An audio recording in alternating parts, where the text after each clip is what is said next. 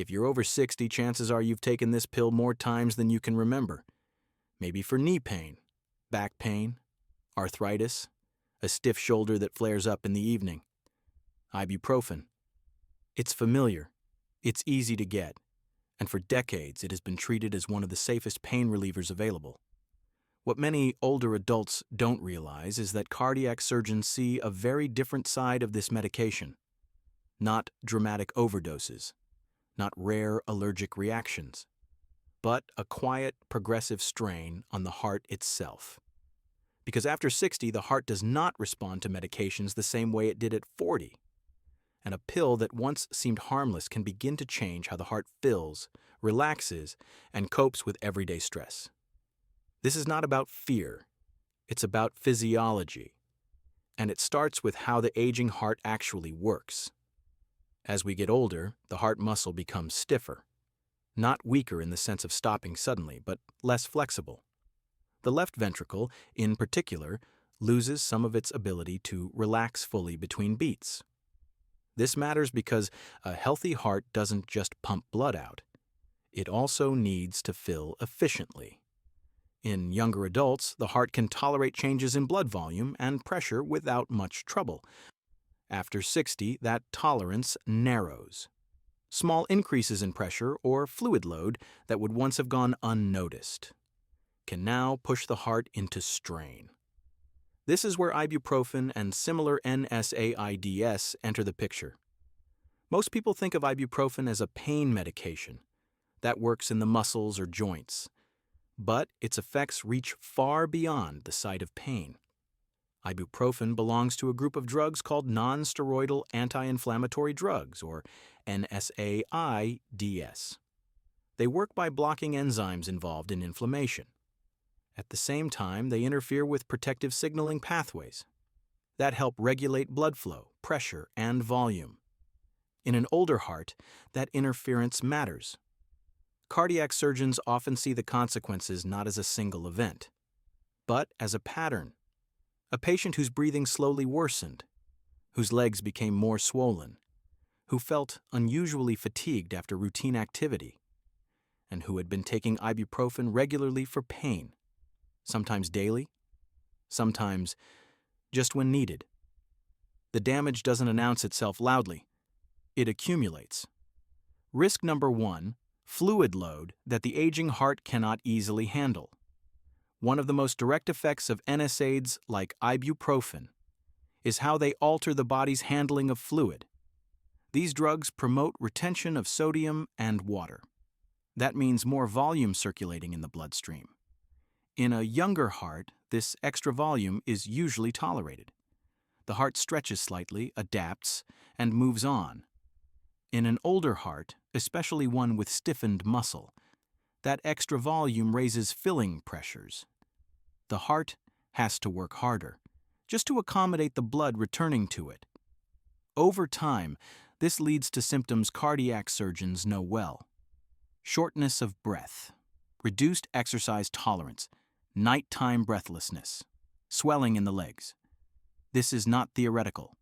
Large clinical analyses show that current NSAID use is associated with a significantly higher risk of hospital admission for heart failure in older adults. And many of these admissions are not in people with previously diagnosed severe heart disease.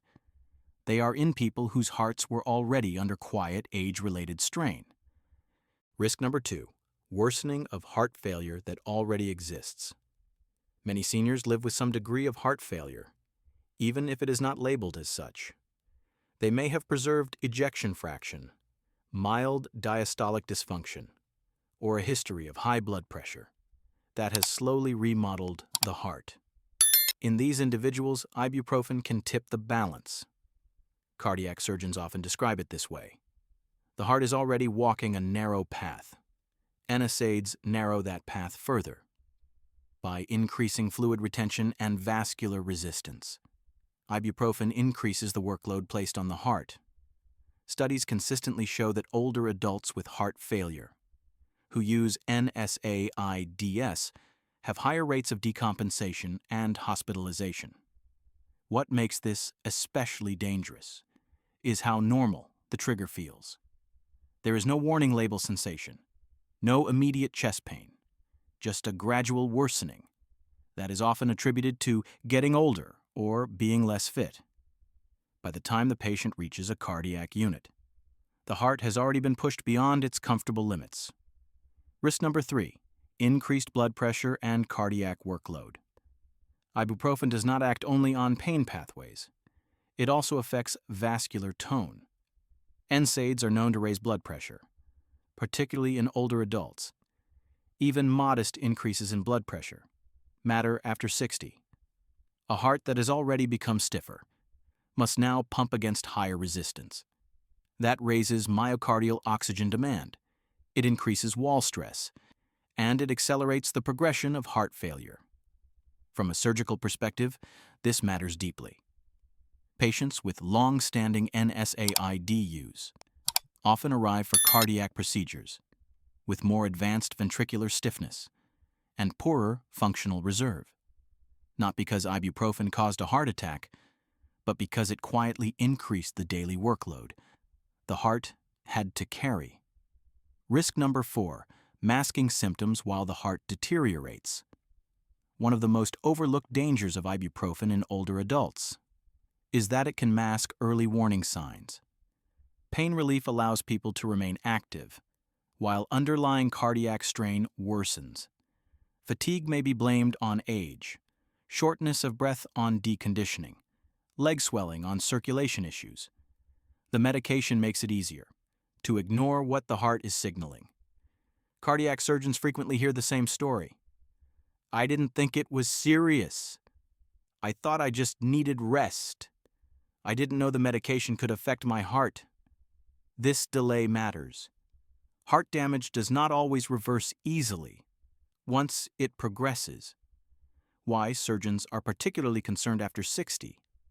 Surgeons see hearts directly. They see the structural changes, the stiffness, the dilation, the limited reserve. They also see patterns across thousands of patients. Older adults admitted with worsening heart failure often share one thing in common: regular NSAID use for pain. Not abuse, not overdose, routine use. What makes this especially important is that many seniors take ibuprofen without discussing it with their cardiologist. It is viewed as separate from heart medication. From a cardiac perspective, it is not. This does not mean pain must be ignored. It means pain management must respect cardiac physiology. What the warning actually means: a cardiac surgeon warning about this pill is not calling for panic. It is calling for awareness. Ibuprofen and similar NSAIDs are powerful drugs. They affect more than joints. After 60, they directly influence how the heart fills, pumps, and tolerates stress.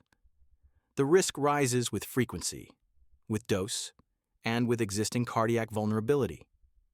Occasional use under guidance may be appropriate for some people. Chronic, unreviewed use is where danger accumulates. The heart does not complain loudly. It compensates until it cannot. The most important step is not stopping medication abruptly. It is reevaluating habits that were formed decades earlier under very different physiological conditions.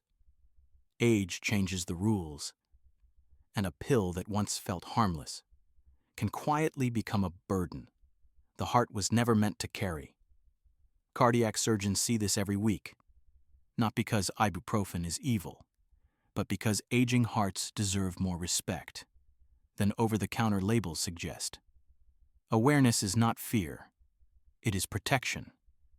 And for older adults, protecting the heart often begins with questioning the most familiar pills of all: